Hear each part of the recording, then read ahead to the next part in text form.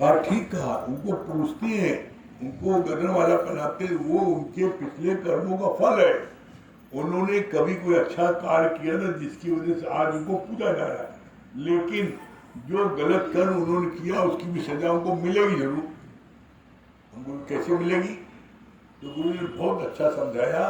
बोला जैसे तुम पालक का साग बोते हो, पालक का साग बो तो पालक का साग 15 दिन निकल आता है।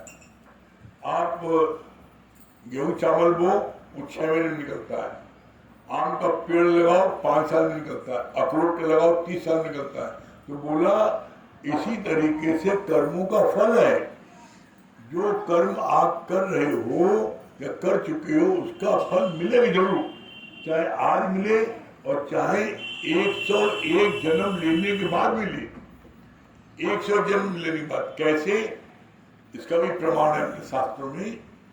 धृतराष्ट्र ने भगवान कृष्ण से कहा कि मुझको आपने जन्म से अंधा क्यों बनाया और मेरे 100 पुत्र मेरे सामने क्यों मार दिए गए, जबकि मैंने अपने 100 जन्म मैंने देख लिए, मैंने कोई 100 जन्म में गलत कार्य नहीं किया है।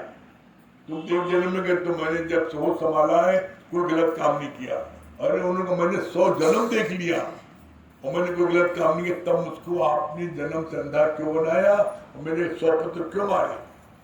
तो भगवान ने क्या जवाब दिया? बोला क्या 100 जन्म होते हैं?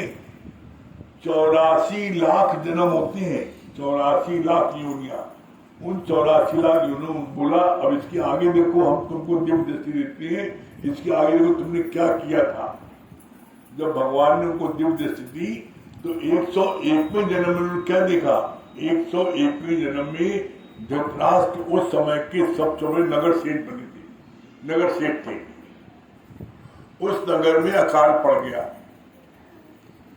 तो वो अपनी जीविका पाने के लिए निकले और अपने 100 मुर्गी के बच्चों को नगर सेठ के पास रखा दिया कि आप इसको रख लीजिए, हम जीविका पाने के लिए जा रहे हैं, कुछ समय आपसे आके ले लेंगे। उन्होंने अपने खानसा में बोला उसको अंदर रख ली। उसने समझा इन्होंने खरीदा है। अगले दिन से रोज एक एक बना के उनको देने लगे और खा गए। 6 महीने बाद वो लौट के आया। जब लौट के आया व्यापारी मुर्गी का तो उसने कहा लाओ मेरे मुर्गी बच्चे। तो उन्होंने खान सामान मुर्गी बच्चे दे दो। कहा कैसा बच्चा? वो तो मैंने तुमको खिला दिया रोज। तब उसके मुख से निकला, व्यापारी मुख से निकला, क्या तुम अंधे थे?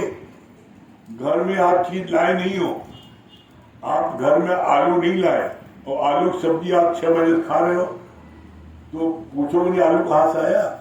6 महीने से मुर्गी बच्चे रोज खा रहे थे, नहीं पूछा। तो कहा तुम अंधे थे, इस कारण से अंधे बन गए। तो धृतराष्ट्र ने फिर उनसे अहंकार में पूछा, ठीक है मैंने मुर्गी बच्चे खाए बिना बिचारे, आपने अंधे बने, ठीक है, लेकिन मेरे 100 बच्चे क्यों मारे गए? फिर पूछा तो क्या कहा भगवान ने? कहा जो तुमने तुम्हारे मुर्गी के बच्चे थे तो 100 साल तक वो मुर्गी के बच्चे बने रहेंगे। जो मुर्गी के बच्चे थे 100 साल तक वही बने रहेंगे। आप बैंक में रुपए रखो और 100 साल तक आपका 1 लाख रुपए रहेगा। 7 साल में 8 साल में दुगना हो जाएगा। तो बोला 100 साल में का वही मुर्गी के बच्चे 100 साल बाद जो है तुम्हारे बच्चे बनके तुम्हारे सामने आए और 100 बच्चे महाभारत युद्ध में मारे गए। 100 बच्चे, धृतराष्ट्र के 100 बच्चे मारे गए। तो बोला इसमें ये जो है यह है कर्मों की गति। इसीलिए बोला गया है कोई भी कर्म करने के पहले किसी भी कीमत पर कुछ कर्म गलत हो रहा है उसको भूल मत करना। क्यों? गलत कर्म तुम करोगे तुम्हारा अंदर वाला एक बार तुम रोकेगी। ये सबसे बड़ी खूबी है। ज्ञान सुनने के बाद आपका मन इतना पवित्र हो जाता है कि गुरु एक बार आपको रोकता जरूर है, ये गलत करो मत करो, लेकिन आप अपनी आसक्ति के कारण उस कर्म को कर बैठते हो जिसके कारण उसकी सजा मिलती है। तो इसलिए बोला गया है कि जब तुम कर्मों को बिना विचारे करोगे तो फिर उसमें तुमको फल को तुम्हें खाना पड़ेगा। आप सोचो कर्म हम करें और फल को दूसरा खाए, ऐसा नहीं होगा। इसीलिए भगवान बोलते हैं कि इस बात पर विशेष ध्यान देना। और आज तक जो तुमने गलत कर्म किए हैं उन कर्मों को गुरु जला के राख कर सकता है, जला के राख कर देगा, लेकिन उसके लिए कंडीशन है।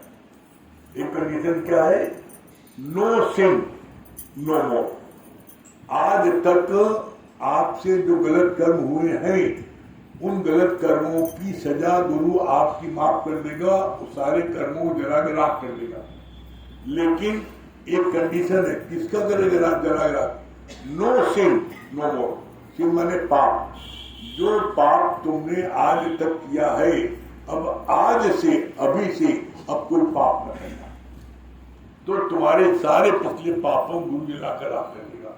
यहाँ तो गुरु कहता है, लेकिन ऐसा नहीं कि हम आज जला कर दे पाप छोड़ो। जैसे चर्च में लोग करते हैं, चर्च में हर हफ्ते लोग जाते हैं और जाके वहां पर माफी मांगते हैं, जो मैंने गलत काम किया माफ करना, और फिर अगले हफ्ते फिर जाते हैं। तो भगवान ने कही हमारा नहीं चलेगा। हमारे यहाँ पर गुरु को पावर है, गुरु को पावर है, one touch one glass of true Guru enough to सी हुआ। गुरु में इतनी पावर है, वो आपके जो है एक ग्लास सिर्फ एक बार देख ले, एक टच कर ले तो आपको परमात्मा बना सकता है। लेकिन कब? जब आपका हृदय शुद्ध होगा।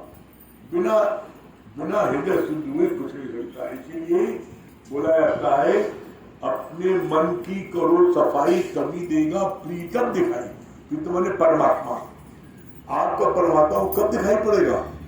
अरे आप स्वयं परमात्मा हो, स्वयं परमात्मा हो, आपको कब दिखेगा? मन की तुलना किससे की गई है? दर्पण से। तोरा मन दर्पण कहलाए और भले बुरे सारे कर्मों को देखे और दिखाए। जब इसे भाग ले प्राणी पर मन से भाग न पाए, तोरा मन दर्पण कहलाए। तो तुम्हारा मन जो है ये क्या है? शीशा। इस शीशे में अगर काली पुती होगी तो क्या अपनी शक्ल देख सकती हो? इसीलिए बोला गया है, अपने मन की करो सफाई और तभी